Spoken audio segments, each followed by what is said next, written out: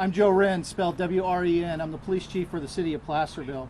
Joining me up here today is our mayor, Dennis Thomas, and our county district attorney, Vern Pearson. We are here today to announce the arrest and charges in the death of 11-year-old Roman Lopez. We arrested two people last night, Jordan Piper and Lindsay Piper. They are the father and stepmother of Roman. They face multiple criminal charges, including child abuse, poisoning, and torture. The Pipers are in jail right now. They will face a judge for their first hearing sometime in the next few days. This is a horrific crime that shocked the community. The death of a child affects us all. Now it's time for the perpetrators to face justice. This morning we want to provide the public with some of the details, but I want to make something very clear.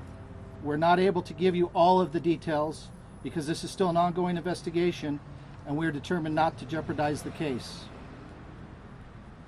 I would like to acknowledge and thank the following agencies. First and foremost, our Placerville police investigators who did an outstanding job throughout the duration of this investigation. I also want to thank the tremendous amount of help that the El Dorado County District Attorney's Office provided us, specifically their investigative bureau. I also want to thank the El Dorado County Sheriff's Office and the Calaveras County Sheriff's Office. To give you some background about the case, on January 11th, 2020, 11-year-old Roman Lopez was reported missing from 2892 Coloma Street in the city of Placerville. At the time Roman was reported missing, he lived in the home with his biological father, Jordan Piper, his stepmother, Lindsay Piper, and 7 additional children ranging in ages from 1 year old to 17 years old. The family had recently moved to Placerville and had only lived at the house for a very short time, less than 2 months. After an initial search of the home was unsuccessful, a second, more extensive search of the home was launched. Placerville police investigators then located Roman's deceased body inside a storage bin located in the basement of the home.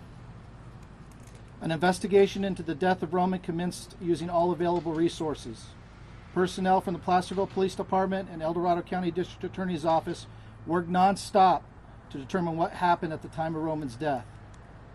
Although an autopsy revealed no obvious signs of trauma, Roman was found to be severely malnourished and dehydrated at the time of his death. Much of this case involved the analysis of forensic evidence, including obtaining search warrants to seize electronic devices, review the data on those devices, working with medical professionals and experts in the field of child abuse.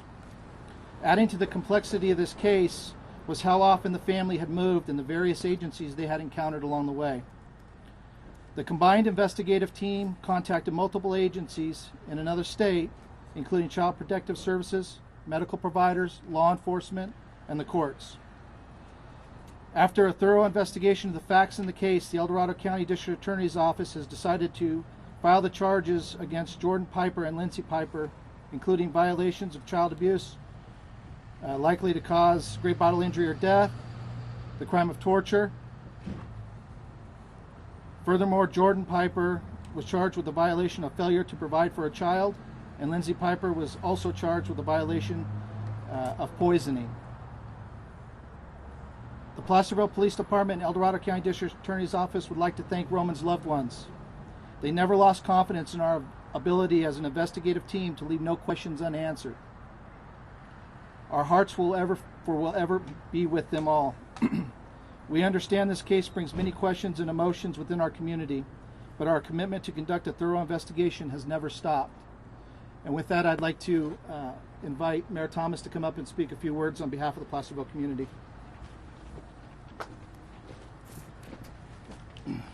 Thank you.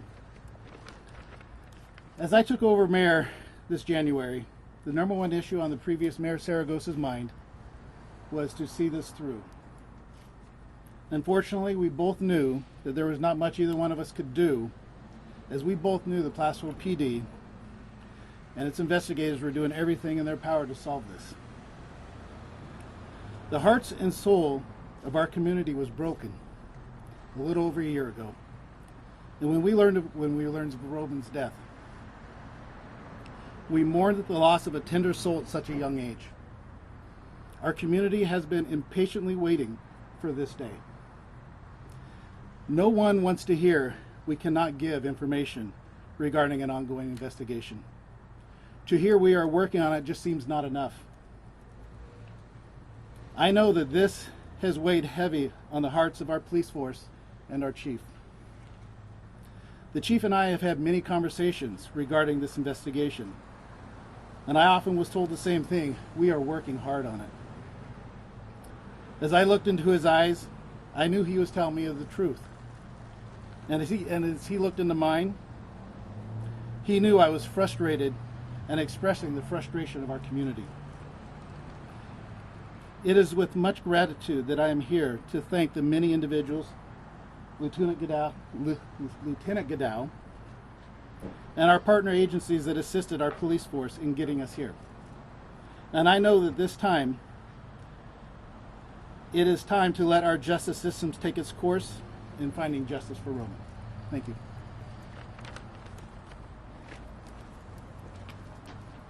Thank you. I'd like to invite District Attorney Vern Pearson to come up and say a few words. Thank you, Chief, and thank you all of you for being here today. I'm going to keep my comments very brief for the obvious reason that this is an investigation that's been going on since he was found to be missing, and then unfortunately his remains were located. And the investigation both continues, and now we have a prosecution that we need to move forward with. And so, as I know that all of you have many questions, and we would like to answer as many of those questions as we possibly can, but unfortunately, given the circumstances, we're not going to be able to answer all of your questions today. We'll try to answer, to a limited extent, questions that we can. But I bring that up, and I want to make the point that from the very beginning of this, there has been an excellent level of cooperation and participation from the various agencies, as the Chief indicated, from the Placerville Police Department, the detectives, the El Dorado County Sheriff's Department, as well as the El Dorado County District Attorney's Office, and a commitment to ensure that this case was properly investigated, not just any type of rush to judgment, but a complete and thorough investigation. Unfortunately, one of the things I will tell you, the practical realities of being in this business for a long time, is that sometimes, despite the best efforts, the best investigators, best detectives, it's very difficult to get all the answers. And at the end of the day, you try to get every answer, you try to get all available information, and you reach a point where you realize that you're never going to be able to have a complete answer to certain things. And in this case, unfortunately, there is a component of this that to this day we're confident in saying we will never actually know to a ability to prove beyond a reasonable doubt the answers to certain parts of it. But we have a responsibility to move forward in the capacity that there are charges that we brought today, and actually the complaint was filed yesterday. But we believe those we can prove beyond a reasonable doubt, and we will be pursuing those charges. So with that, Chief. Thank you. And I'll take a few questions. Can you go into a little bit more detail, if you can, about the poisoning aspect? Was Roman given water that was poisoned with something, and with what? So your question is, you would like more detail on the poisoning aspect, the charge associated with that? We can't get into those details because it might jeopardize the case, but I can tell you that we have evidence that proves each of the crimes beyond a reasonable doubt that they were arrested for. Why were they arrested in Calaveras County Jail? They were taken into custody in an unincorporated area of Calaveras County where they were residing. They're going to be transferred up here? They will be, yes. Where are the other children? I don't have that answer. I would imagine CPS was involved at the time that they were taken into custody. So. Can you clarify what day his body was found in the storage bin?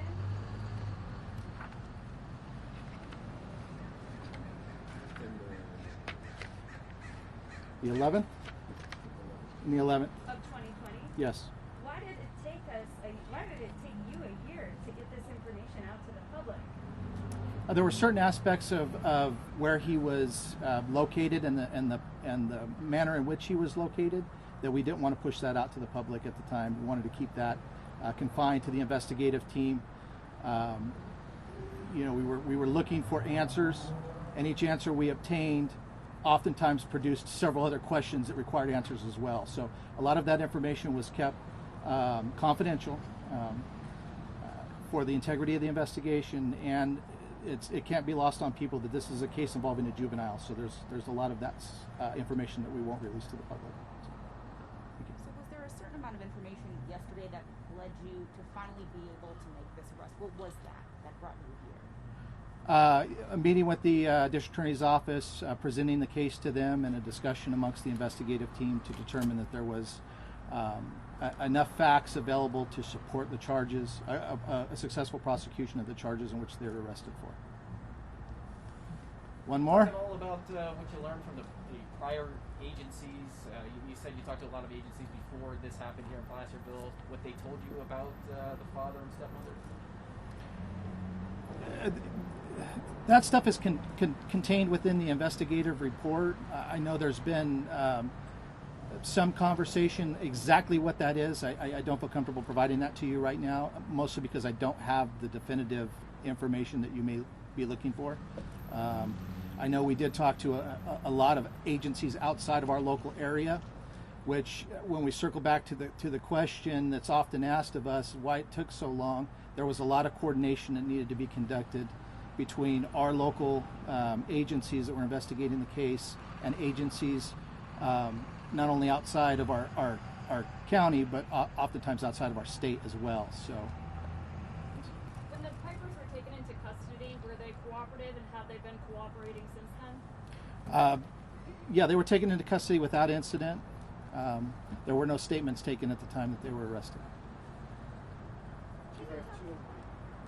Richard? Can you speak on the impact of this on your officers? I can only imagine what a gruesome scene that must have been to find them in a storage bin. What was the impact on your officers? It was tough. Every one of our investigators that worked on this case have small children. Some of them are the same age as Roman. So this is a difficult case for anybody who has played a part in investigating what had occurred. Greg Fishman from KFK. Or not? You have KOLO. Reno. Go ahead. Yes, can you hear me? Yes. Can you hear me? Yes. Yes. Chief, you mentioned that the investigation involved in tracking the family movements prior to moving to Placerville, taking around the lot. Thought I heard that there might be some incidents there, and many of them occurring. Did they come into contact with, are there any other agencies that may have investigated how they're preparing for the children? I know the Child Protective Service was involved in this investigation as well. So specifically, them would be your other source. And a quick follow-up, what are the conditions? I think you said there are 7 other children in the family. What are their conditions? I know one has turned 18. They were 17 at the time. 3 of the youngest children were returned back to their biological family, and Child Protective Services involved in the case regarding the other children. One more. And I guess the follow, is there any evidence that any other children in this house were malnourished or dehydrated or facing any of the same fate as Roman? None that have elevated itself to charges being filed specifically regarding the death of Roman. So, with that, I'd like to thank all of you for helping us get our message out to the community, and I appreciate your patience in this very trying investigation. Thank you.